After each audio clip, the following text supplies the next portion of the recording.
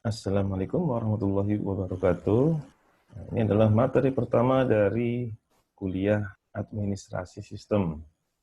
Nah, ini adalah materi sistem operasi GNU Linux yang insya Allah sebagian dari kalian seharusnya sebagian besar sudah memahami. Ini hanya sekedar mengulang saja.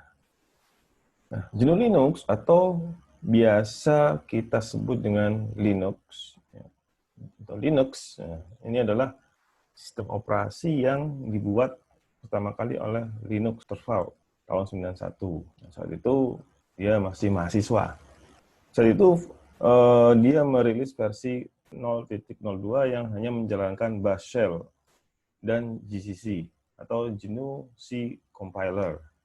Nah, ini adalah sistem operasi yang terinspirasi oleh Minix yang dibuat oleh Andrew Eastenbaum. Nah, kemudian Linux ini menjadi bagian dari Project GNU. Konsep utama dari sistem operasi GNU Linux ini sama seperti sistem operasi yang berbasis Unix atau sering disebut sebagai Unix-like, yaitu adanya kernel yang merupakan jantung dari sistem operasi. Nah, kernel ini berinteraksi dengan perangkat keras dan sebagian besar tugasnya adalah mengelola memori, menjadwalkan tugas, dan memanage file. Kemudian ada bagian lain yaitu shell. Ini adalah utilitas yang memproses permintaan atau perintah yang diminta. Nah, jadi ketika ada perintah yang diberikan, shell akan menerjemahkan perintah dan panggilan program yang diinginkan. Nah, shell ini menggunakan sintaks standar untuk semua jenis perintah. Nah, ada beberapa jenis shell yang umum digunakan di Linux, yaitu Bash Shell, ini yang paling sering kita pakai, kemudian C Shell, dan Korn Shell. Dan ada beberapa jenis shell yang lain. Kemudian ada Command and Utilities. Nah, ini adalah perintah-perintah dan utilitas yang dapat digunakan untuk keperluan standar sehari-hari, ya, seperti copy, move, cat, grab, dan sebagainya. Ada lebih dari 250 perintah standar dan beberapa perintah lain dari perangkat lunak pihak ketiga. Kemudian file and directories. Semua data di Unix atau di Linux ini diatur dalam file. Nah, semua file ini tersusun dalam direktori.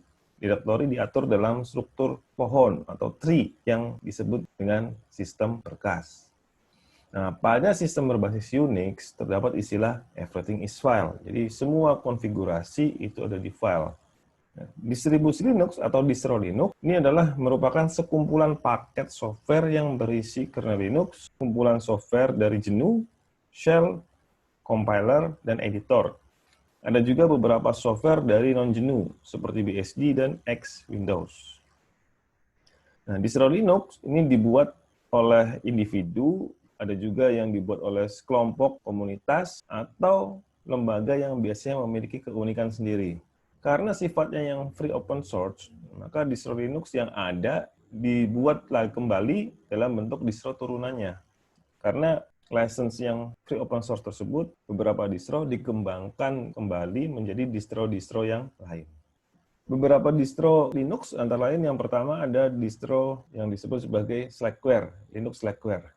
Ini adalah salah satu distro yang pertama kali ada, ya, dikembangkan dari SLS, yang dibuat oleh Patrick Forkerding ya, dari Slackware Linux.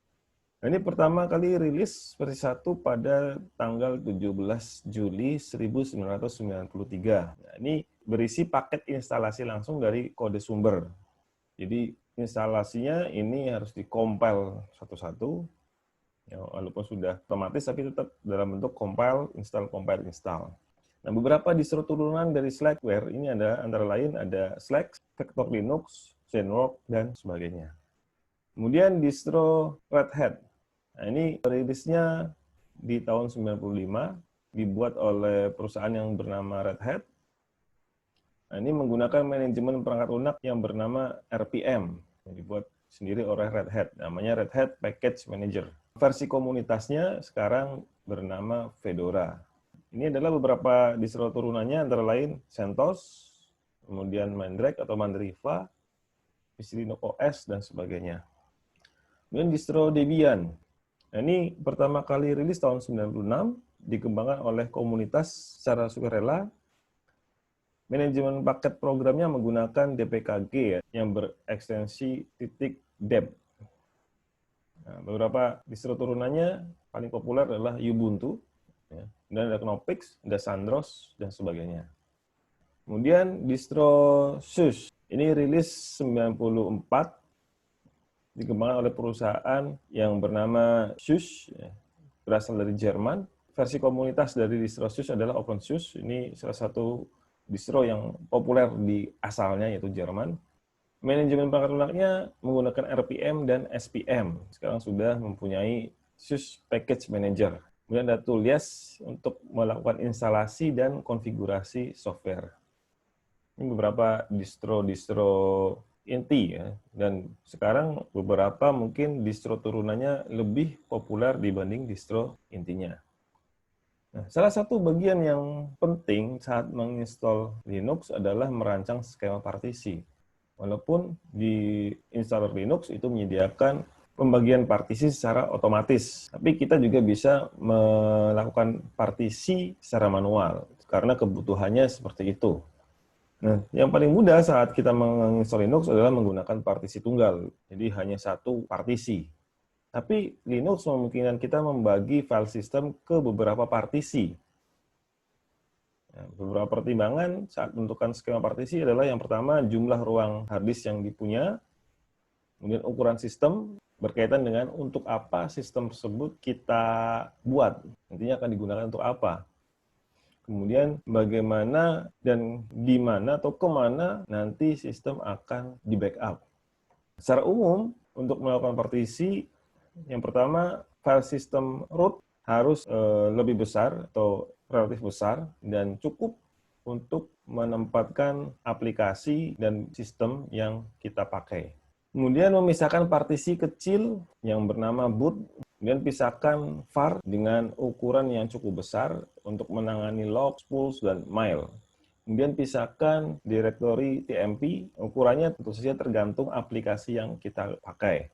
Nah, ini ukurannya diatur supaya cukup untuk menangani file-file sementara, file temporary yang digunakan oleh seluruh user yang menggunakan sistem ini. Kemudian pisahkan direktori USR dengan ukuran yang cukup besar untuk menampung saat membangun kernel. Ini juga disarankan. Kemudian pisahkan home, terutama untuk mesin atau sistem dengan banyak user. Nah, agar file-file yang atau kapasitas storage yang dimiliki oleh user itu tidak terpengaruh saat kita mengupgrade software. Kemudian atur swap dengan ukuran minimal sama dengan ukuran memori utama. Walaupun sekarang kalau memori utamanya cukup besar, swapnya tidak harus besar juga. Nah, ini adalah contoh ya, skema partisi untuk membangun file server dengan storage 100 GB. Partisi pertama ada boot 100 MB, swap 1 GB, atau tergantung RAM. Kemudian root itu minimal 500 MB, bisa 1 GB. Kemudian partisi untuk USR, direktori USR 4 GB, untuk direktori var 2 GB, fungsinya agar file lognya terpisah tadi. Sehingga jangan sampai nanti file lognya bengkak sehingga bisa mengancam stabilitas sistem. Sistemnya penuh gara-gara lognya terlalu banyak. Kemudian temporary 500 MB, ini juga file sementara untuk aplikasi terpisah sehingga tidak mengancam sistem. Kemudian home yang digunakan untuk menyimpan file-file yang dimiliki oleh user sebanyak 90 GB. Nah, ini contoh pembagian partisi untuk file server.